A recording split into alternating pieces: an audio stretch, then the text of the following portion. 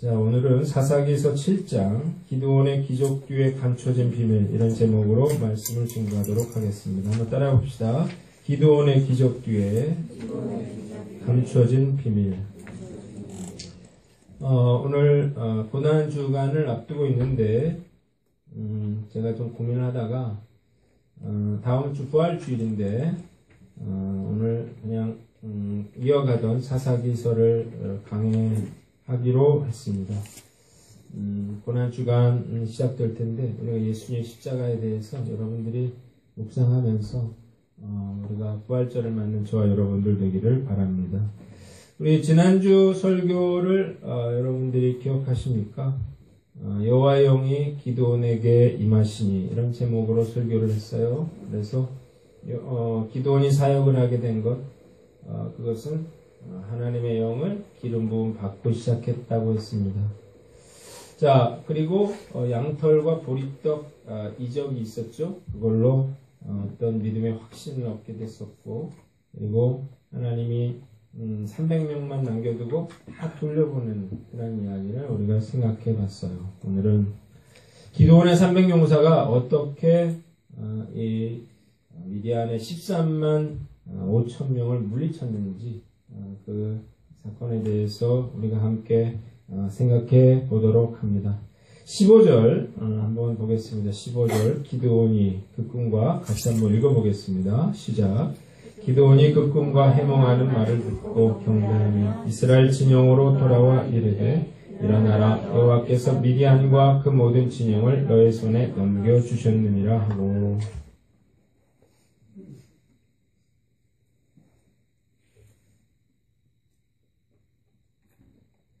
자, 첫 번째로 여호와께서 미디안을 너의 손에 넘겨주셨느니라 라고 하는 거예요. 한번 따라합시다. 여호와께서 미디안을 너의 손에 넘겨주셨느니라. 자, 미디안 진영에서 꿈 이야기를 들었어요. 그리고 기드온이 마음에 확신을 얻게 됩니다. 그래서 보니까 뭐라고 했어요? 경배했어요. 그곳에서 하나님을 경배하고 이스라엘 진영으로 돌아왔어요. 일어나라고 했어요. 그리고 여호와께서 미디안과 그 진영을 너희 손에 넘겨주셨다. 이렇게 말을 했다는 거예요. 자, 13만 5천 명하고 이제 전쟁을 해야 되는데 이 이스라엘 백성들이 기드온이 덜덜 떨면서 나간 게 아니고 이런 믿음의 확신을 가지고 이렇게 전쟁터에 나간 것을 우리가 보게 됩니다. 자, 저는 오늘 본문을 보면서 믿음의 확신을 가지는 게 중요하다 그런 생각을 해봅니다. 한번 따라합시다. 믿음의 확신을 가졌다. 기드온의 어떤 기적의 비결 그 안에는 뭐가 있었다는 거예요? 믿음의 확신이 있었다는 거예요. 자, 이게 확신이 있었기 때문에 두려움을 물리치고 그리고 당당히 나아가서 싸울 수가 있었습니다. 그래서 기적의 역사가 일어났어요. 자, 왜 사람들이 기적을 경험하지 못합니까? 그 이유가 있어요. 하나님을 이렇게 확실하게 믿지 못하기 때문이죠. 이브리서 11장 6절에 믿음이 없이는 하나님을 기쁘시게 하지 못하나니 하나님께 나아가는 자는 반드시 그가 계신 것과 또한 그가 자기를 찾는 자들에게 상 주시는 이심을 믿어야 할지니라고 했어요. 자, 기적은 어떻게 일어나는 거예요? 이 믿음을 통해서 일어나는 거예요. 하나님이 상 주시는 분이라고 하는 사실, 하나님 계신 것과 상 주시는 분이다 라고 하는 사실을 확실하게 믿을 때 이런 기적이 일어나더라는 거죠. 예수님이 기적을 행하실 때 꼭 하신 말씀이 있어요. 뭐라고 했습니까? 네, 내 믿음대로 되라고 했어요. 또 뭐라고 했어요? 그 믿음을 보시고 이런 이야기를 하셨어요. 다 고침받은 게 아니에요. 믿음이 있는 사람들이 고침을 받았습니다. 여러분, 기독교는 이런 믿음 위에 세워진 종교예요. 기적 위에 세워진 그러한 종교라고요. 성경은 기적의 이야기로 가득 찼는데 우리가 여러분 기적을 믿지 않는다 그러면 계속해서 지금 기적을 이야기하고 있는데 그럼 도대체 여기 여러분들은 왜 앉아 있는 겁니까? 거짓말을 우리가 이야기할 이유가 없잖아요. 자, 지난주도 이번 주도 다음 주도 우리는 기적의 이야기를 나눌 거예요. 자, 이 기적의 이야기는 실제로 일어난 사건이고 앞으로도 일어나게 될 일이다 라고 하는 거예요. 제가 기적을 생각해 보면서 한번 생각해 봤어요. 하나님이 저에게 믿음의 은사를 주신 것 같아요. 제가 그런 믿음이 생겼어요. 원래는 없었는데 어떤 믿음이냐면 죽으면 죽으리라고 하는 그런 믿음이 저에게는 있습니다.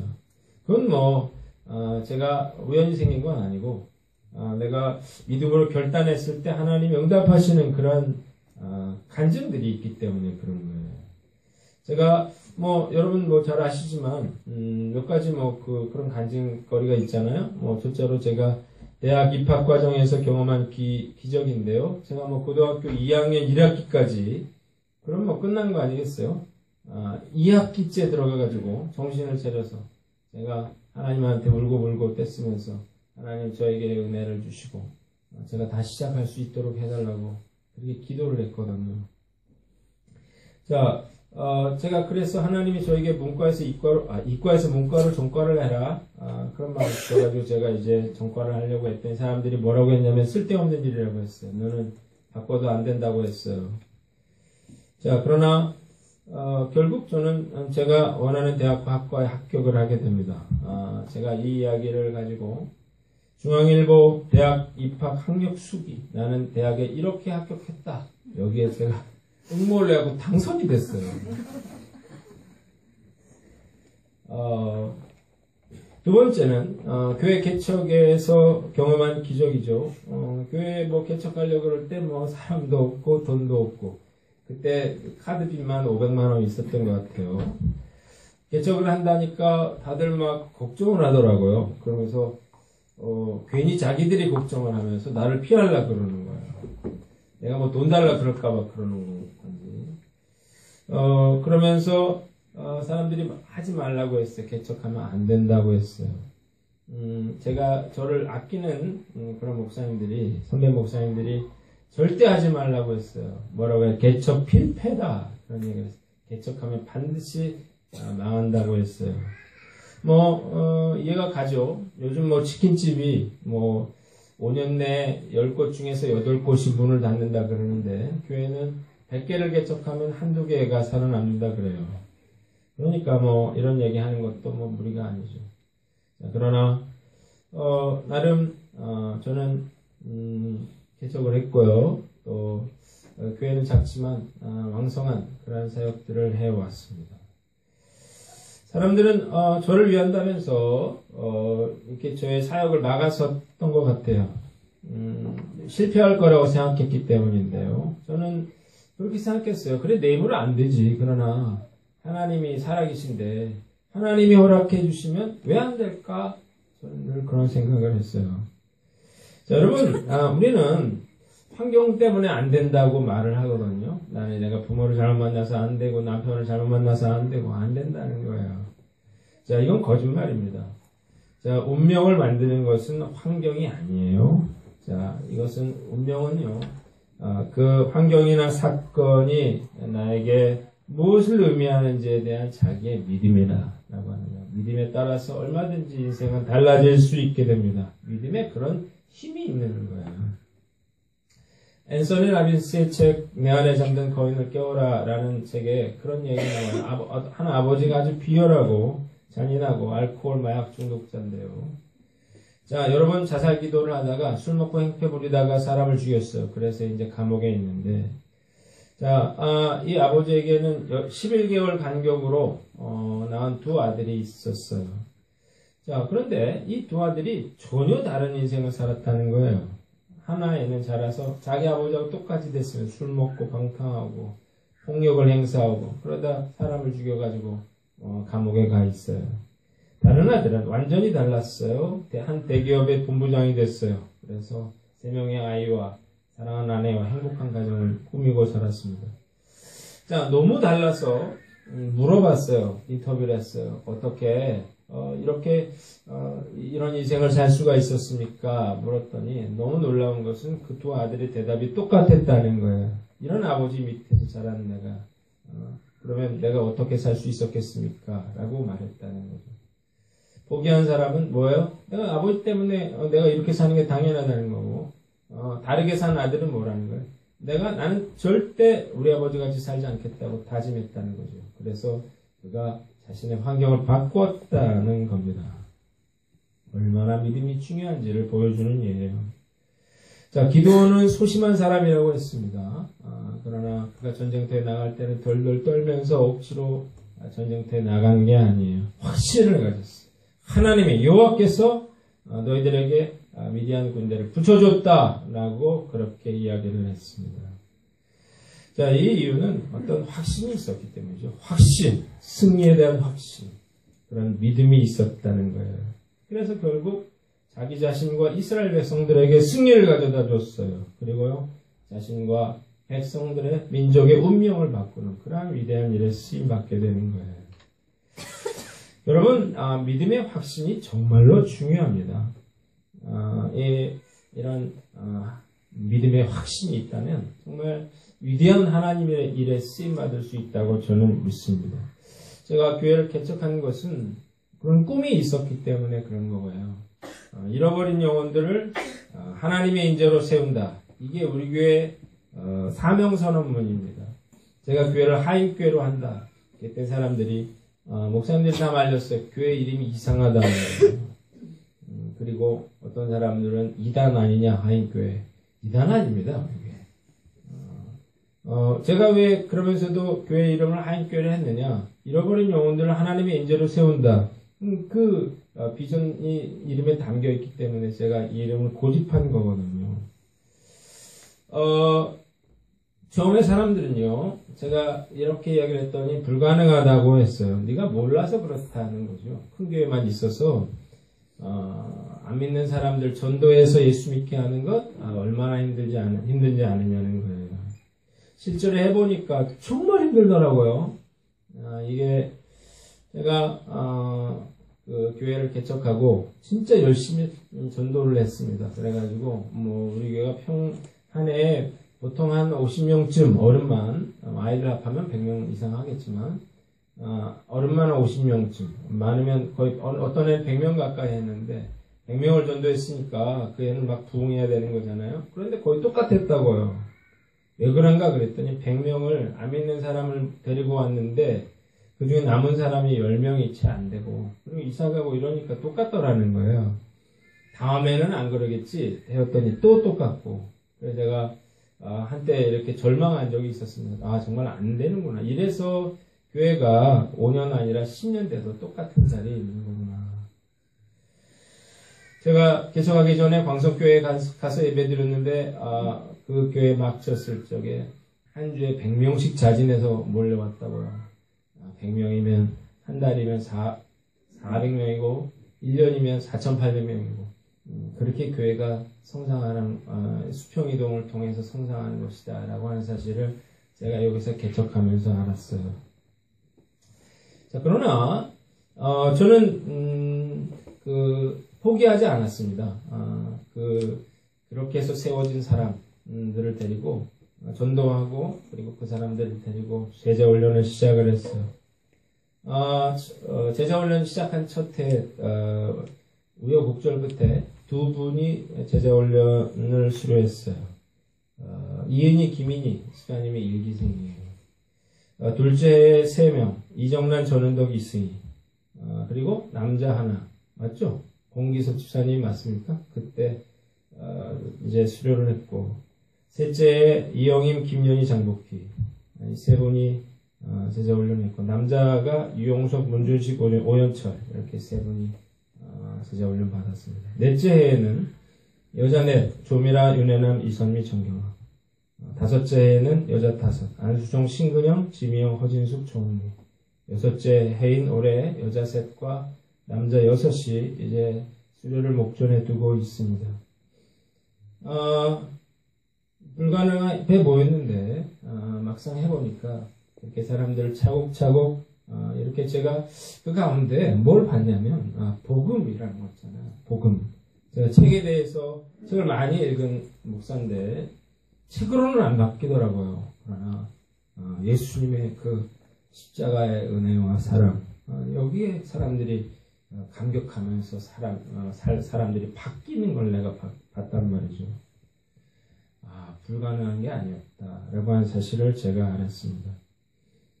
처음에는 목사님들 와가지고 교회 보고 고개를 흔들고 갔습니다. 이런 데서 안 된다는 게, 이렇게 막혀있는 데서 교회 절대 안 된다고 그랬어요. 아무도 안 올 거라 그랬어요. 그 말 맞았습니다. 해보니까 진짜 찾아온 사람은 1년에 한두 명에 불과해요. 자, 여기 들어왔다가 망한 교회가 한두 교회가 아닙니다. 저는 그러나 그런 건 별로 중요하지 않다고 생각했어요. 그런 건 중요하지 않다.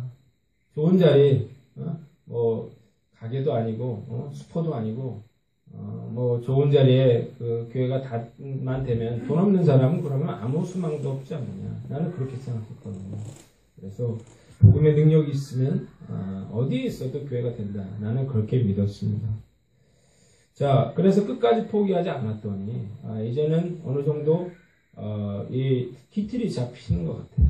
그래서 무엇보다 제가 중요하게 여기는 건, 그렇게 사람을 세웠더니 이제 어떤 기존 교회가 가지고 있는 폐단, 그런 게 우리 교회는 참 좀 적더라는 거예요. 말씀대로 살아가려고 하는 노력들, 이런 모습들이 우리 교회는 있어요. 안 돼서 그렇지, 힘들어서 그러지. 우리가 예수님의 은혜에 감사하면서 복음의 진리를 깨닫는 사람들이 우리 교회에 세워지기 시작했습니다. 저는 그래서 확신이 있어요. 우리 교회가 한국 교회에 굉장히 중요한 역할을 할 것이다. 저는 이런 믿음이 있습니다.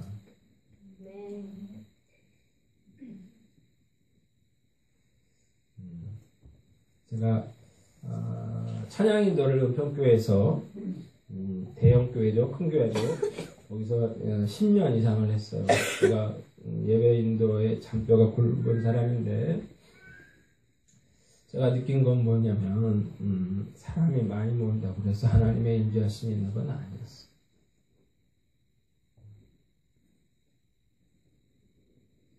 그러나 이 교회에서는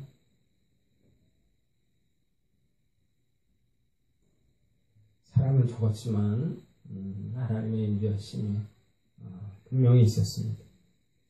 그래서 어떤 희망을 잃지 않았던 거고, 그리고 하나님이 기뻐하시는 재단이라면, 그러면 우리가 정말 그 한국교회에 어떤 그런 영향을 미칠 수 있는 그런 교회가 되지 않을까, 저는 그런 확신을 갖고 있습니다. 여러분, 기도원처럼 믿음의 확신을 가지시기를 주님의 이름으로 축원합니다. 믿음은 바라는 것들의 실상이고 보지 못하는 것들의 증거라고 했어요. 우리가 믿음이 있어야만 우리가 큰 꿈을 품을 수 있고요. 믿음이 있어야만 놀라운 기적이 일어나는 거예요. 자, 우리가 이 믿음을 가지고 큰 꿈을 꾸고 나아가는 저와 여러분들 되시기를 주님의 이름으로 축원합니다. 우리가 믿음을 가진 자들이 해야 될 일이 두 가지가 있는데, 하나는 거룩하라는 거예요. 한번 따라 거룩하라. 꿈이 있어요? 그러면 아무렇게나 살지 않겠죠. 꿈이 없으니까 아무렇게나 사는 거예요. 내가 정말 귀하게 하나님께 쓰임받을 것이다. 그런 마음이 있는 사람 함부로 살지 않겠죠. 방탕하며 살지 않겠죠. 술 취하며 살지 않겠죠. 내가 꿈이 없기 때문에 막 사는 거예요. 하나님이 사용하시는 그릇은 화려한 그릇이 아니라 깨끗한 그릇이다 라고 하는 사실을 깨닫고, 여러분들이 거룩함에 최선을 다하는 저와 여러분들 되시기를 바랍니다. 두 번째는 기도하라는 거예요. 꿈이 있는 사람은 기도할 수밖에 없겠죠. 현실은 바닥이고 내가 꿈꾸는 것은 높은데요. 내가 그 간격을 뭘로 메울 수 있습니까? 내 힘으로 안 되잖아요. 그러니까 하나님께 매달려야죠. 하나님, 저를 좀 불쌍히 여겨주세요. 저를 좀 봐주세요. 하나님, 저에게 은혜를 좀 부어주세요. 주님, 그러면서 계속 매달릴 수밖에 없는 거잖아요. 자, 여러분, 기도하지 않으면 기쁨이 됩니다. 그냥 망상이 되는 거예요. 공상이 되는 거예요. 우리가 내일부터 고난주간 특별 새벽 기도회가 시작이 되는데 여러분들이 한번 정말 하나님 앞에서 내가 금식하면서 기도하면서 이런 문제 있으면 정말 그 문제를 붙잡고 매달리는, 그래서 기도원처럼 이렇게 믿음의 확신을 가지고 그래서 놀라운 기적을 경험하는 저와 여러분들 되시기를 주님의 이름으로 축원합니다. 한 가지를 더 보면 16절에서 18절입니다.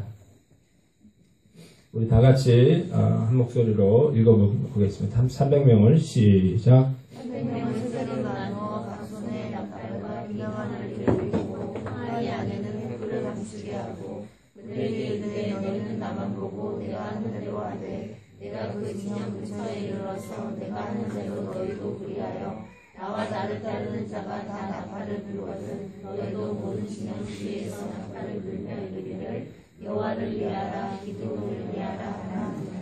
자, 두 번째는요, 300명을 세대로 나누고 나팔과 횃불을 든 항아리를 들었다는 겁니다. 한번 따라해봅시다. 300명을 세대로 나누고 나팔과 횃불을 든 항아리를 들었다.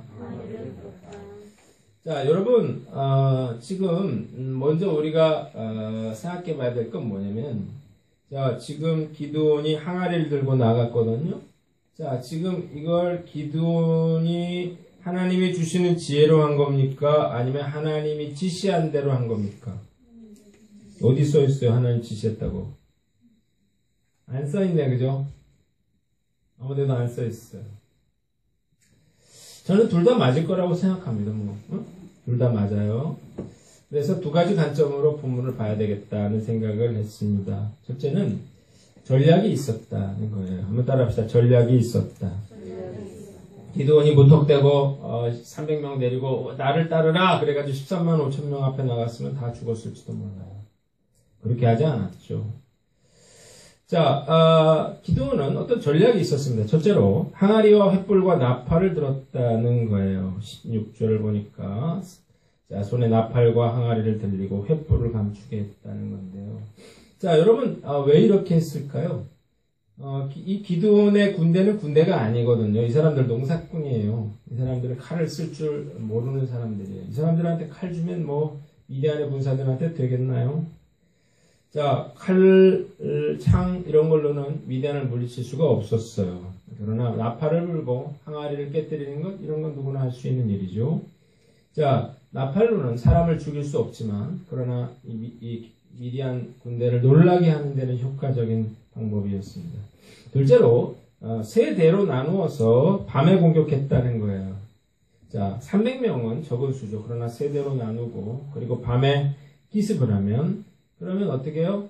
굉장히 많은 숫자처럼 여겨질 수가 있었습니다. 세 번째는 18절을 보면 나와 나를 따르는 자가 다 나팔을 불거든 너희도 모든 진영 주위에서 나팔을 불며 이르기를 여호와를 위하라 기드온을 위하라 하니라. 세 번째는 나팔을 불고 소리를 지르게 했습니다. 나팔을 불면서 일제히 불면서 여호와를 위하라 기드온을 위하라 소리 질렀어요. 자, 그러자 어떤 일이 일어났나요? 18절로 19절을 같이 한번 읽어보겠습니다. 시작. 기드온과 그와 함께한 100명이 이경초의 진영 근처에 이른즉 바로 파수꾼들을 교대한 때라. 그들이 나팔을 불며 손에 가졌던 항아리를 부수니라. 세대가 나팔을 불며 항아리를 부수고 왼손에 횃불을 들고 오른손에 나팔을 들어 불며 외쳐 이르되 여호와와 기드온의 칼이라 하고. 자, 여러분, 여기 이경초라고 했는데, 이경초는 몇 시일까요? 밤 한 10시가 넘은 그런 때입니다. 막 잠이 들려는 때였어요. 더구나, 이 파수꾼들이 이제 교대를 했거든요. 그래서 잠자던 사람들이 나왔고, 이제 쓰던 사람들 들어가서 자고 있었습니다. 자, 이때, 이 세대가 나팔을 동시에 불면서 항아리를 팍 부수고, 그리고 여호와 기드온을 위한 칼이여! 이렇게 소리를 질렀다고요? 자, 그랬더니 군사들이 심히 당황했어요. 그래서 어떻게 해요? 기드온의 군사들이 이 진 깊숙이 쳐들어왔구나. 그래서 놀라 뛰고 부르짖으면서 도망치기 시작했어요. 21절로 22절을 읽어봅니다. 시작. 각기 제자리에 서서 그 진영을 에워싸매 그 온 진영의 군사들이 뛰고 부르짖으며 도망하였는데 300명이 나팔을 불 때 여호와께서 그 온 진영에서 친구끼리 칼로 치게 하심으로 적군이 도망하여 스레라의 벳세다에 이르고 또 단바스에 가까운 아벨 무울라의 경계에 이르렀으며 그랬어요. 300명의 군사들이 동시에 나팔을 불고 소리를 질렀더니 공황 상태에 빠졌어요. 그래서 다 자기 동료들이 적으로 보였습니다. 그래서 어떻게 했어요? 서로를 찌르기 시작했어요. 그리고 살아남은 자들은 도망치기에 급급합니다. 자, 보리떡이 미디안 진영을 짓눌러 버린 것처럼, 짓뭉개 버린 것처럼, 미디안의 진영이 완전 초토화되는 역사가 일어났어요. 자, 도저히 있을 수 없는 일이 일어났죠. 이 기드온, 이스라엘 백성들은 어떤 신세였습니까? 집도 빼앗기고, 그래서 산으로 가서 구멍을 파고 살던 사람들이에요. 다 먹을 걸 빼앗겨서 모종할 씨앗까지 빼앗긴 그런 상황이에요. 이제 전멸시키겠다고 올라온 그런 상황이었거든요. 자, 이런 사람들이 지금 미디안에 무려 13만 5천 명을 군사들을 물리치는 그런 놀라운 기적의 역사가 일어나고 있는 거예요. 자, 여러분, 이 일은 하나님이 지혜를 주셔서 하신 일이긴 하지만 분명히 뭡니까? 어떤 나름대로의 전략이 있었다는 겁니다. 자, 여러분, 우리가 진인사 대천명이라고 하는 말이 있죠. 무턱대고 믿기만 하면 되는 게 아니에요. 나름대로 치밀한 전략이 필요합니다. 제가 오늘 설교를 하는데 기도만 하고 나오면 되겠습니까? 제 나름대로 본문을 가지고 씨름하면서 칼을 갈고 나왔습니다. 말씀의 검을 갈고 나왔다고요. 자, 내가 감당해야 될 몫이 있다는 거죠. 하나님은요, 우리가 함께 기적을 만들어가기를 원하십니다. 제가 대학 입시에 대해서 간증했어요. 제가 하나님의 기적만 있었던 게 아니라 나름대로 열심히 공부했어요. 교회 개척에 대해서 간증했어요. 분명히 기적이지만 그러나 제가 교회 개척에 대한 어떤 분명한 전략이 있었다고요. 어떻게 불신자들을 전도할 것인가. 제가 보니까 여기 제일 많은 사람들이 누구예요? 돌아다니는 사람들, 애기 엄마들이었어요. 그래서 여기서 내가 애기 엄마들을 데리고 타겟으로 사역해야 되겠다고 생각했어요. 그래서 어떻게 했어요? 그래서 뭐 비전스쿨이라든지 도서관이라든지 또 교회 학교라든지 이런 사역에 전념했던 거예요. 나는 확신이 있었습니다. 분명히 애가 오면 엄마가 따라올 것이다. 그렇죠? 그리고 시간이 흐르면 아빠도 따라올 것이다. 그래서 우리 교회 남자분들 생긴 거 아니에요. 자, 그 성도들을 데리고 제자훈련한 거고 그리고 교회를 세워가고 있는 거죠. 어떤 분명한 전략이 있었다는 거예요. 여러분들이 사업을 하고 있습니까?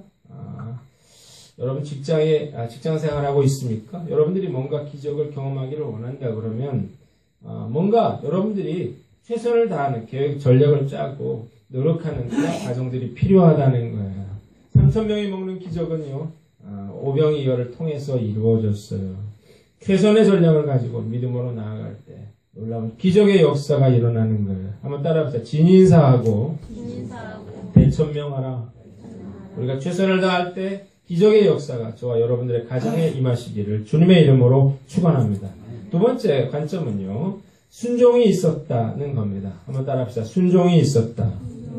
자, 하나님이 다 지시했다고 생각을 해봅시다. 그게 이제 생략됐다고 보는 거예요.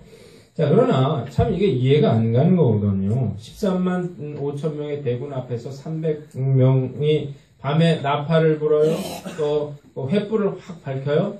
자, 그러면 뭘 어떻게 하는 거야? 나 여기 있다. 이걸 보여주는 거거든요. 자, 거기다가 자기를 방어할 무기는 전혀 가져가지 않았어요. 애초에 칼은 안 가져갔어요. 이렇게 하라고 했을 때 놀라운 것은 아무도 그것에 대해서 의문을 제시하고 반대를 한 사람들이 한 명도 없었다는 거예요. 왜 그랬을까요? 반대할 사람들은, 의심할 사람들은 갔어요. 이미 다 돌려보냈어요. 300명 남았어요. 이 300명 어떤 사람들이에요?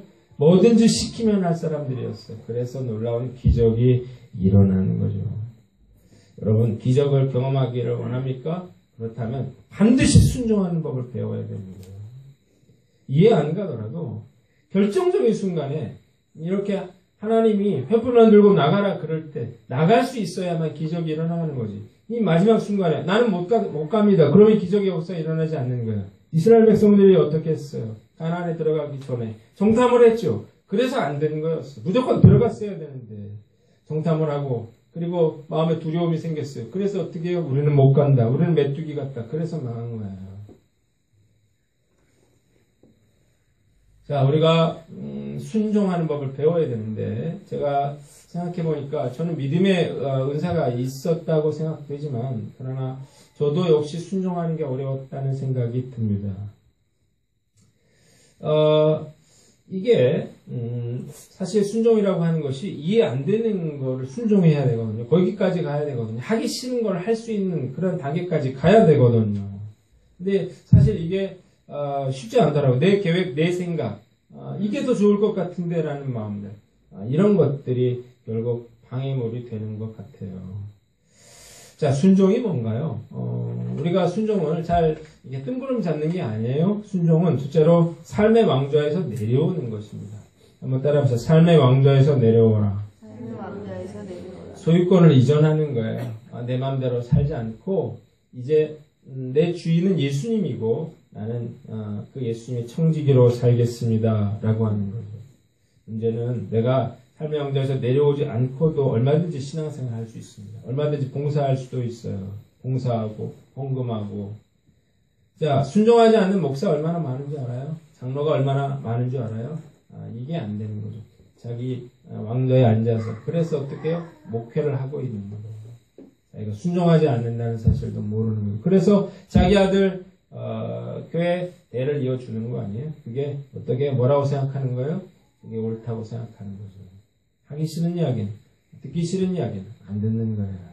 여러분들은 어때요? 마찬가지죠. 내가 삶의 왕좌에 앉아 있으니까요. 증거가 있어요. 나는 어떤가? 나는 그럼 삶의 왕좌에서 내려왔나? 아주 간단한 테스트를 하면 됩니다. 삶의 왕좌에 내가 앉아 있으면요. 뭔가 교회를 하고 뭐 봉사를 하고 하는 게 힘들어요. 왜? 내가 앉아 있으니까 나를 기쁘게 하는 일을 해야 되는데 하나님을 기쁘게 하는 일을 억지로 하다 보니까 불평이 생기고 불만이 생기고 힘든 거죠.